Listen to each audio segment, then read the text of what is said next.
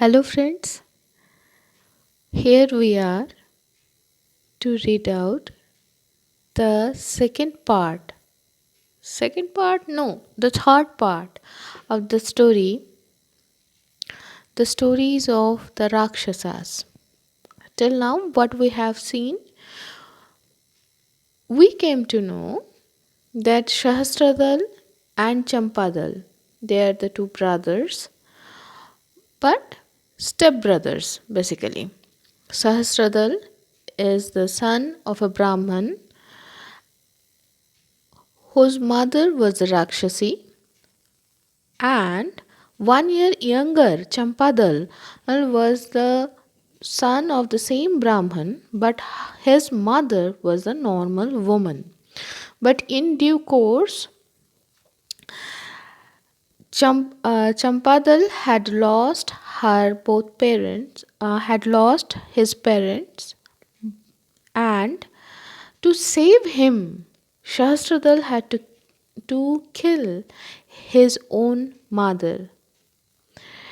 In the meantime, they traveled a long way and they took the hospitality in a village where the host was very tensed, as they were also affected by a Rakshasi or Rakshas, and in that village they had to offer a human being in each and every day from each and every home, or rather family.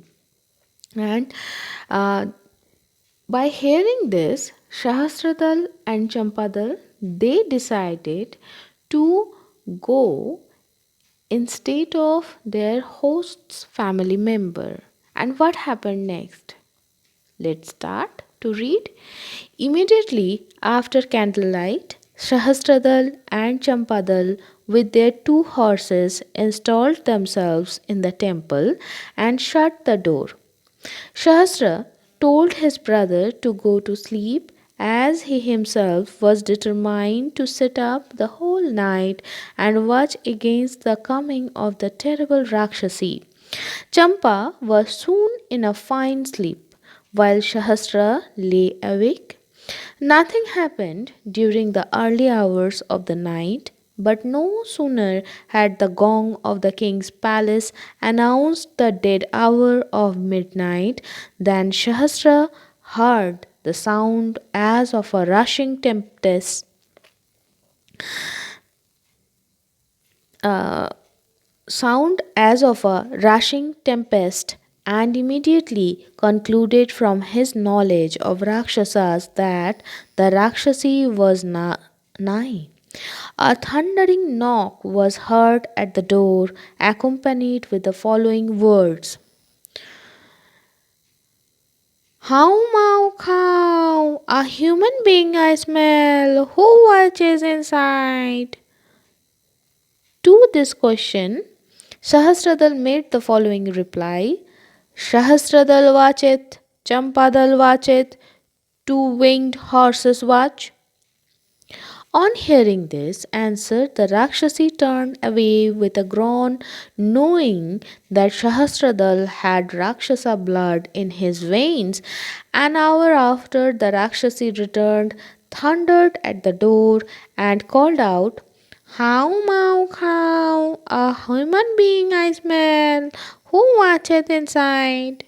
Sahasradal again replied, "Sahasradal watcheth, Champadal watcheth, 2 winged horses watch."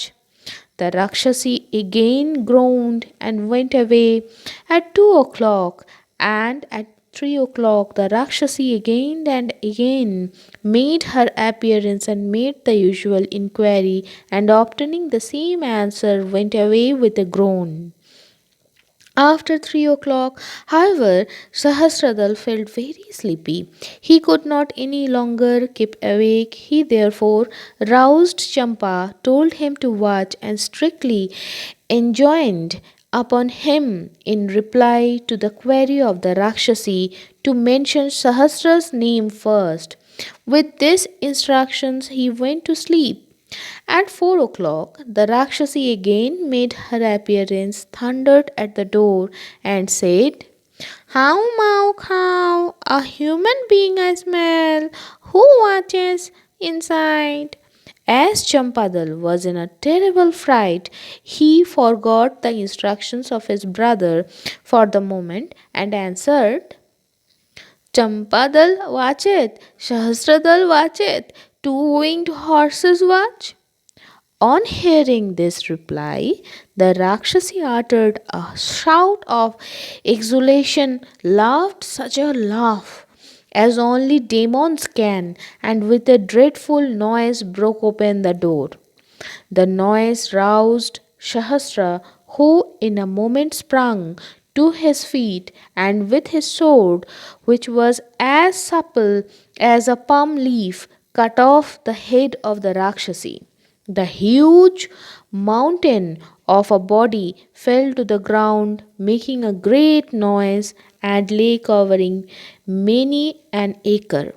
Sahasradal kept the severed head of the Rakshasi near him and went to sleep. Early in the morning, some woodcutters who were passing near the temple saw the huge body on the ground. They could not, from a distance make out what it was, but on coming near, they knew that it was the carcass of the terrible Rakshasi, who had, by her voracity, nearly depopulated the country. Remembering the promise made by the king that the killer of the Rakshasi should be rewarded by the hand of his daughter and with a share of the kingdom, each of the woodcutters, seeing no claimant at hand, thought of obtaining the reward. Accordingly, each of them cut off a part of a limb of the huge carcass, went to the king, and represented himself to be the destroyer of the great raw eater, and claimed the reward. The king, in order to find out the real hero and deliverer, inquired of his minister the name of the family whose turn it was on the preceding night to offer a victim to the Rakshasi. The head of that family, on being brought before the king, related how two youthful travelers who were guests in his house volunteered to go into the temple in the room of a member of his family. The door of the temple was broken open. Sahasradal and Champadal and their horses were found all safe, and the head of the Rakshasi, which was with them, proved beyond the shadow of a doubt that they had killed the monster. The king kept his word. He gave his daughter in marriage to Sahasradal, and the sovereignty of half his dominions. Champadal remained with his friend in the king's palace and rejoiced in his prosperity. Sahasradal and Champadal lived together happily for some time when a misunderstanding arose between them in this wise. There was in the service of the Queen Mother a certain maidservant who was the most useful domestic in the palace. There was nothing which she could not put her hands to and perform. She had uncommon strength for a woman, neither was her intelligence of a mean order. She was a woman of immense activity and energy, and if she were absent one day from the palace, the affairs of the Zanana would be in perfect disorder. Hence, her services were highly valued by the Queen Mother and all the ladies of the palace. But this woman was not a woman, she was a Rakshasi who had put on the appearance of a woman to serve some purposes of her own, and then taken service in the royal household. At night, When everyone in the palace was asleep, she used to assume her own real form and go about in quest of food. For the quantity of food that is sufficient for either man or woman was not sufficient for a Rakshasi. Now, Champadal, having no wife, was in the habit of sleeping outside the zenana and not far from the outer gate of the palace. He had noticed her going about on the premises and devouring sundry goats and sheep, horses and elephants. The maidservant, finding that Champadal was in the way of her supper, determined to get rid of him. She accordingly went one day to the Queen Mother and said, Queen Mother, I am unable any longer to work in the palace. Why? What is the matter, Dasi? How can I get on without you? Tell me your reasons. What ails you? Why? Said the woman. Nowadays, it is impossible for a poor woman like me to preserve my honor in the palace.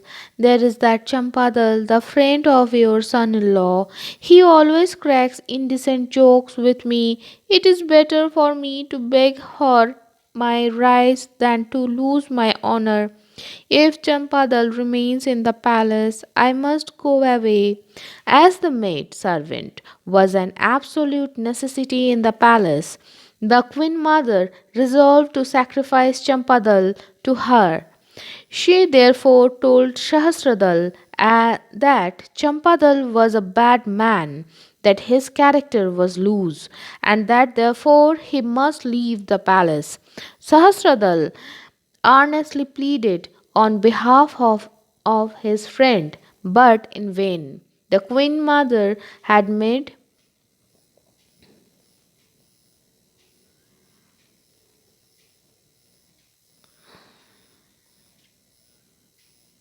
have made up her mind to drive him out of the palace.